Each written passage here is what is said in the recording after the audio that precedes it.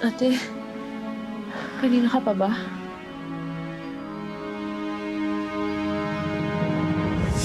Sasabihin mo kay Aileen ang lahat. Tingin mo kakayanin niya at makakabuti sa kanya yun?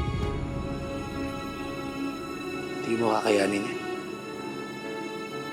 Mas lalo mo na siyang gagawing baliw.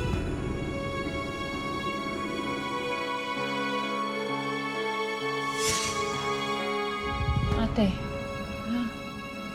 okay ka lang?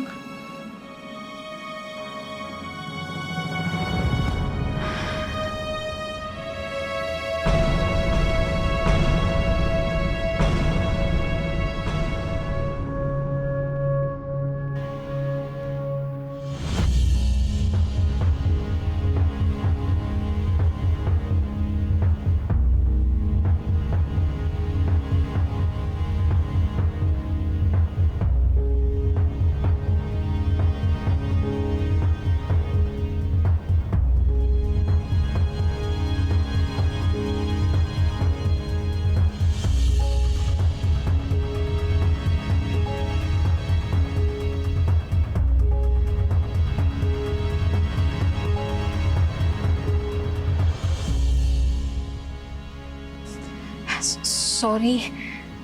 Baka naistorbo kita. Hindi naman. Sakit kasi ng pasan ko kanina.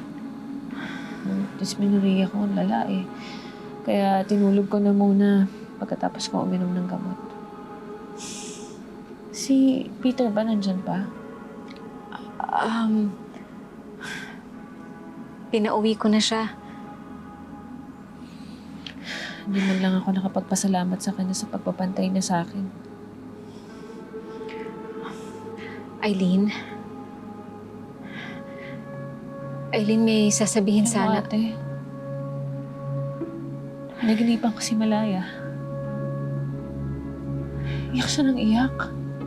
Tapos kahit na anong gawin ko, hindi ko siya mapatahan. Ate, paano kung hanggang ngayon hindi pa rin matahimik yung kaluluwa niya? Pero ginawa ko naman lahat, di ba? Para mahanap kung sino may kasalanan. Aileen, huwag mo sanang mamasamain, ha? Baka naman makakatulong sa'yo na makapag-move on ang tanggapin na hindi mo talaga anak si Malaya.